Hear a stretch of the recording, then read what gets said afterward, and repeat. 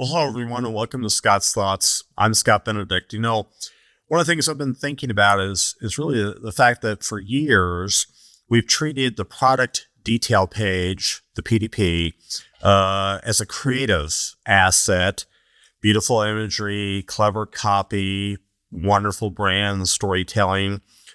But I would argue here is a much more uncomfortable truth for our industry. Your PDP is not creative, it's predictive.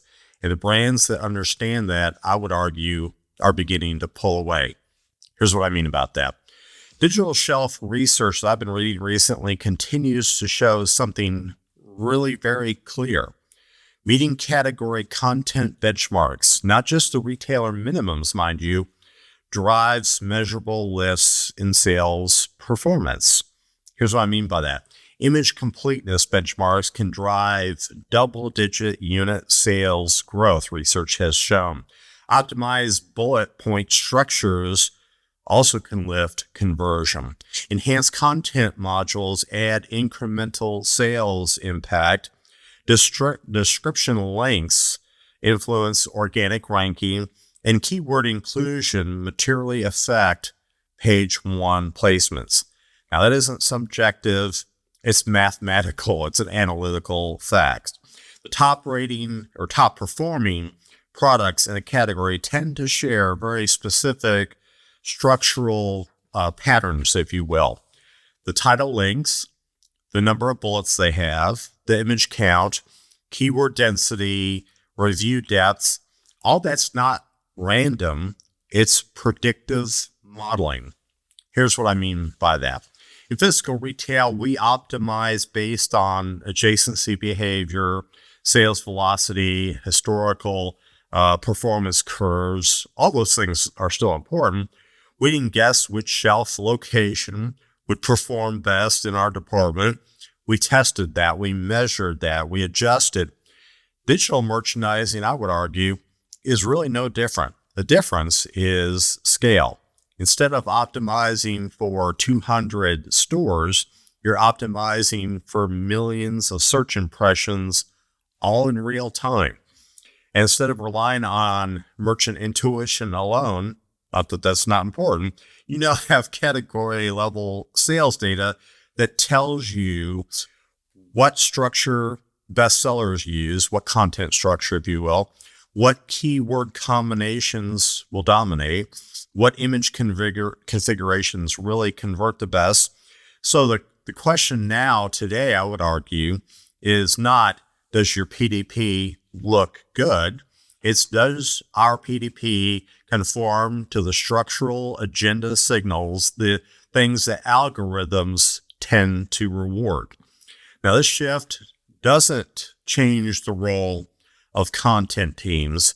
Retailer guidelines really are the floor. Category benchmarks are the ceiling. And AI-enabled shopping tools are now capable of isolating which content variables most influence rank and conversion. Now, here's what that means. Content governance becomes performance governance, I would argue.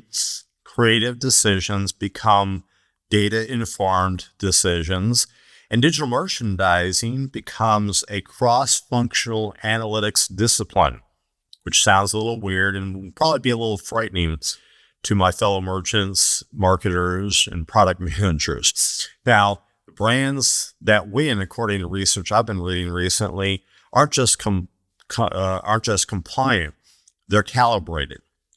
Here's the friction point, however. Most organizations still separate organizationally brand marketing from the e-commerce team, from the retail account team to the retail media team, and analytics teams. All those teams are separate in most sales organizations for brands and certainly internally at retailers. Yet the PDP sits at the intersection of what all of those groups do. When content is optimized based on data, organic ranking improves. That's pretty important. Paid media efficiency improves. That's really important. Conversion improves. Inventory velocity improves. This isn't really a creative project I'm talking about here. It's a performance engine.